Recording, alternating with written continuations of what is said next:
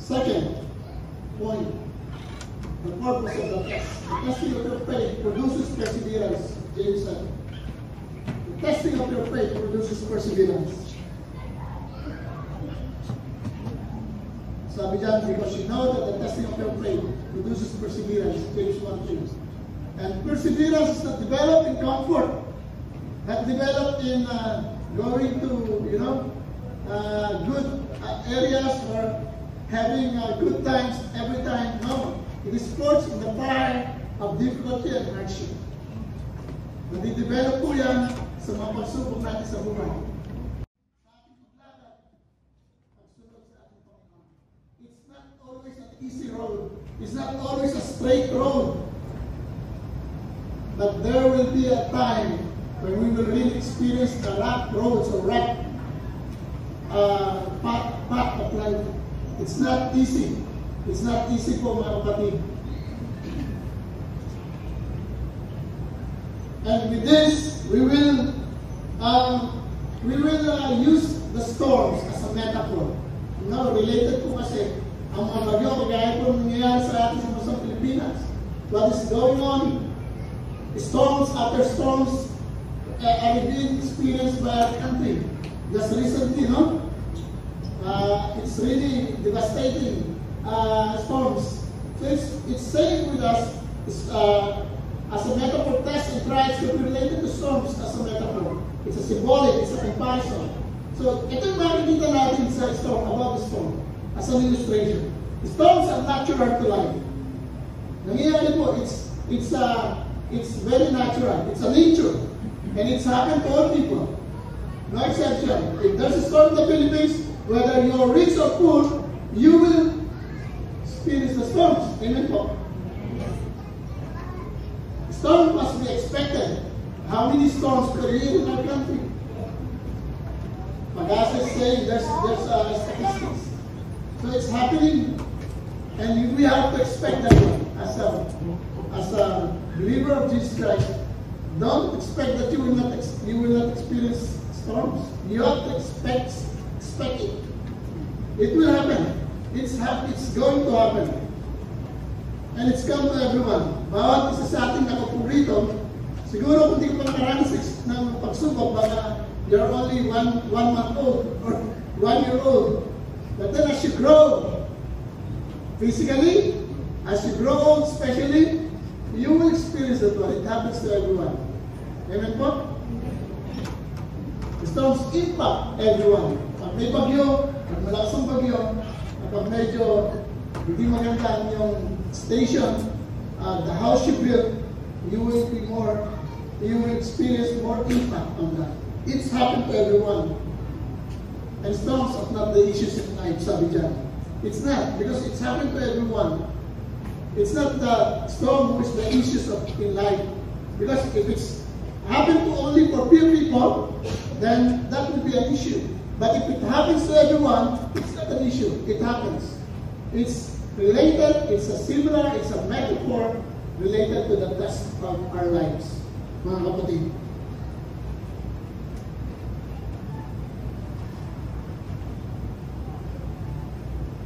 Meron po akong isang nilagay po rito na sinabi ni Dr. Miles Monroe. I don't know if you know Dr. Miles Monroe.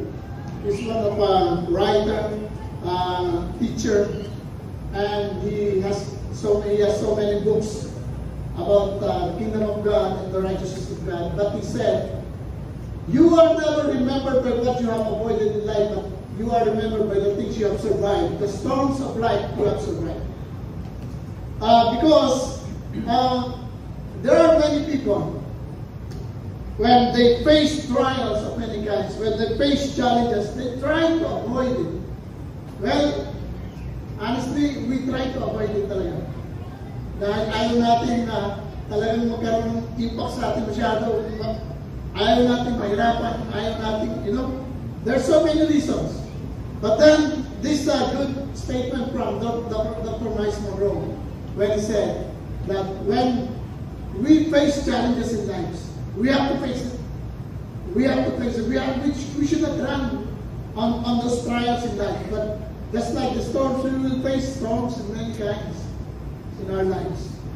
But to be able to persevere, to be able to be remembered, to be able to overcome, we need to face trials in life. We should not run. When we run on struggles, when we run on these trials, or when we run on any challenges, we will not be remembered. We remember many years when we started Logos Dubai. It's not easy to start. There will be finances, requirements, there will be so many things to start. But I saw those faithful brothers and sisters in Christ who are still today here in this room, faithfully serving the Lord until now. They did not run. That's why we are still standing here, because of the grace of God. And they are going to be remembered until you have this 20th anniversary in the near future. Sana makarating pa po kami dito. By that time, senior citizen na po kami. We hope and pray. But those men and women of God who are here, some maybe left because of some reason, maybe they retired and everything, and many reasons, they will be remembered. We will be remembered by what we have accomplished or we survived, not the things that we escaped or we avoided, mga kapatid. Hallelujah. How do we remember David? Goliath, right? How do we remember Joshua? The wall of Jericho. How do we remember Daniel? Lion's den. How do we remember Samson? The Philistines. And how do we remember Moses? Pharaoh of Egypt. Those were their struggles in life. But they overcame. They endured. They persevered. And we remember them through the Bible of the Old Testament. Mga kapatid, let's remember that. Let's remember that. And one more illustration I'd like to give is this king of birds, the eagle. Very familiar for all of us, but I think you will be surprised with what illustration we can learn today about eagle. It's new to me. We have heard so many things as illustration about eagle, but when we speak about the storms and the eagle, we will be surprised by this. Number one, the eagle is the king of birds because the eagle understands the storms. He knows the storms. He is looking for the storms, mga kapatid. It's the only bird that looks for storms. Hallelujah! Siya lang ang ibon na naghahanap ng bagyo. And why would the eagle uses that storm, sabi dyan, to increase height of his location. So if eagle is flying on this level, when he faces a storm, he will go up higher on elevation, faster, because of the strong wind, velocity of the storm. That's the character. Amazing bird is facing the storm. Second thing,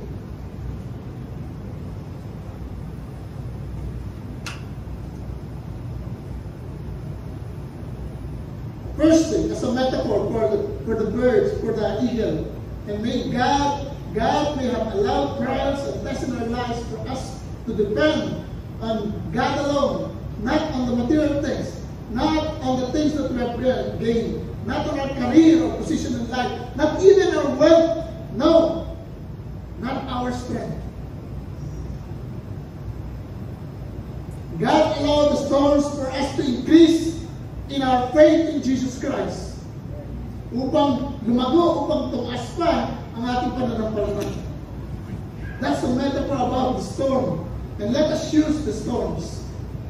Let us use that. Our faith increased in Jesus Christ, increased, and that when we use the storms of life, we will be elevated by God when we succeed, when we overcome those storms in our life. Magkakaroon ng kalakasan spiritual, and we will really depend on God alone. Gamitin natin yung bagyo na yan. Ano yung bagyo natin? What storm we have? We are facing right now. Use that storm for us to have that increase of faith. Ginagamit talaga po ang mga bagyo, pagsubok, upang tumaas ang level ng ating pananampalataya, mga kapatid. Second thing about eagle. The eagle uses a storm to rest. Alam natin itong illustration na ito, na kapag if there's a storm, the eagle will fly above the storm and he will rest on that area, on that elevation, where no birds can fly. Only eagle can do that. And mga kapatid, we need to rest in His presence. We need to rest in His word.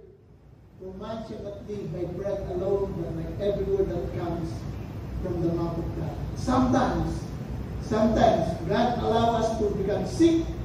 God allows us to struggle, or there are things that when you are sick, you are not able to move really fast. You need to rest. You need to go to your room and rest. Same on eagle.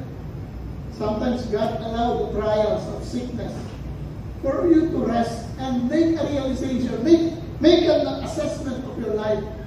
Masyado tayong busy, mga kapatid.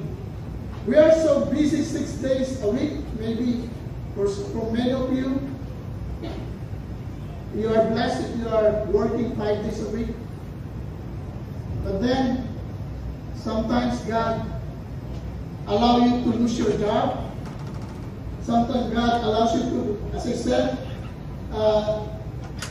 for your body to rest and make an assessment and really, meditate upon God and pray unto God and study His Word. I-realign muli niya yung ating mga priorities. And that's a good thing that we can rest in God, in His Word. We really need to use this storm like eagle to rest on that level that God wants you to be. Praise the Lord. Third thing about eagle. The eagle uses the storm for cleansing. Who knows this illustration? For the first time, I know this also. Very recently. Eagle uses the storm for cleansing. Why is that? Because trials and tests are being used to cleanse us spiritually. When storms strike, we should learn to humble, ask the Lord for cleansing. The eagle, they are always in the desert. And many times there will be sandstorms, there will be so many dirt around eagle. It will be on its feathers. And when the storms, when the eagle fly on that with a strong wind, those dirt in its feathers will be blown away by that storms. That's cleansing for him. That's safe for us as a metaphor. When storms strike, we should learn to humble. Ask the Lord for His cleansing. Are we asking God for cleansing when we face storms? Are we humble before Him? Go back to the principles of the Bible on how we should live in this life and realize the right priority in our lives. What are our priorities? What are your priorities nowadays? Jesus has made only 2 priorities. That's in Matthew 6:33. His 2 priorities in His mission are very clear. Read again in Matthew 6:33. Seek first the kingdom of God, number 1, and second thing, seek first the righteousness of God. That's 2 priorities only. How many priorities do we have? Are we prioritizing the kingdom of God and the righteousness of God? And sabi doon sa last part of Matthew 6:33, and all these things shall be added unto you. If we seek first His kingdom and we seek first the righteousness of God, all the things that we need will be given by God. But the question is, what's your priorities? That's another topic. But what I'm saying is, the eagle uses storm for cleansing. For us to be, to have that realization. And that's really important. Let us therefore, as believers of Jesus Christ, use the storms, the trials in life, to go higher in our faith to our Lord and Savior Jesus Christ. to rise above the storms and rest in the God who is the God of the storms, and for Him to cleanse us from all our unrighteousness. Amen. Can we give God a clap of praise?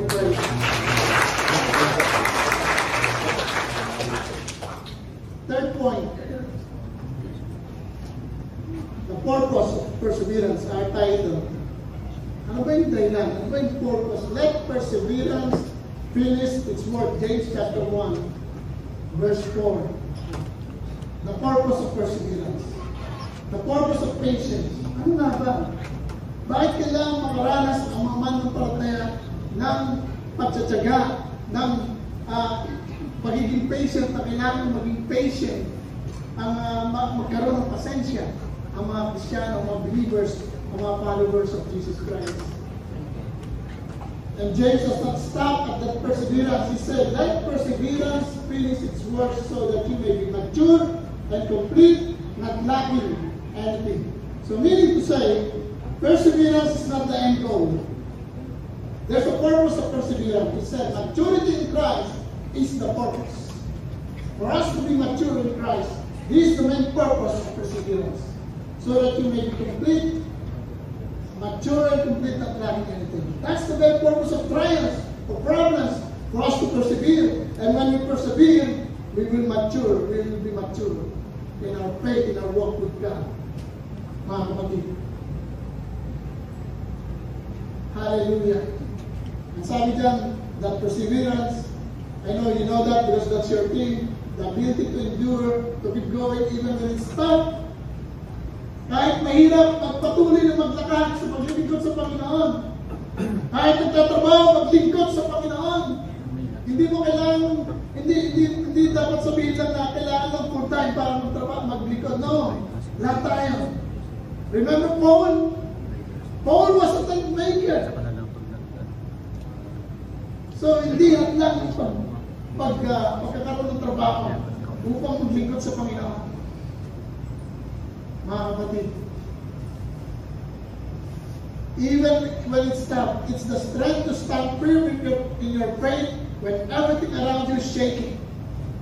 Lumilundun na sa paligid, nangyayari kung ano naman nangyayari sa paligid, but you're still standing on the perfect ground, on the rock which is in Christ Jesus, mga kapatid. This quality is essential for Christian maturity, for the believers. Kailangan natin ang karakter na ito, mga kapatid. Are you shaking nowadays? Is your faith shaking? This is the encouragement this morning. Persevere, have patience, continue, keep on keeping on. That's always I've been saying in this church for many years. Diba, Schedule B? Keep on keeping on. Magpatuloy at magpatuloy. Keep your feet on the ground for Jesus. Continue to work for God. Persevere for God alone. Hallelujah. Maturity, completeness. That's the ultimate goal for us, that we would be mature and complete. Ibig sabihin, being fully developed in our character, steadfast in our faith, equipped to handle whatever life throws at us, whatever those trials. Magkaroon tayo ng tamang karakter, steadfast tayo, steady tayo sa ating pananampalataya, equipped to handle the trials in life. Trials are not just random events, they are tools in God's hand to shape us into the image of Christ. Ginagamit ang trials. God used trials for us to mature, to be complete, to be mature and fully developed in our character. In our character. Fully developed. I focus on this, for the sake of time, I focus on that one area. Developed in our character, mga kapatid. Not lacking anything. The phrase not lacking anything speaks to spiritual wholeness. No? When we allow God to work through our lives, we become people of integrity. Listen to this, especially the workers of the church. Integrity. I'll focus on this. Strong in faith, love, and hope. We lack nothing because we are fully grounded in Christ. If we allow that to work through our trials, we become people of integrity. Hallelujah. Sabi dyan sa ating reference text, because you know that the testing of your faith produces perseverance. Let perseverance finish its work, so that you may be mature and complete, not lacking anything. That was our text. At sabi sa Romans 5:3-5, pwede po natin basahin sa mga kabasa. And not only that, but we also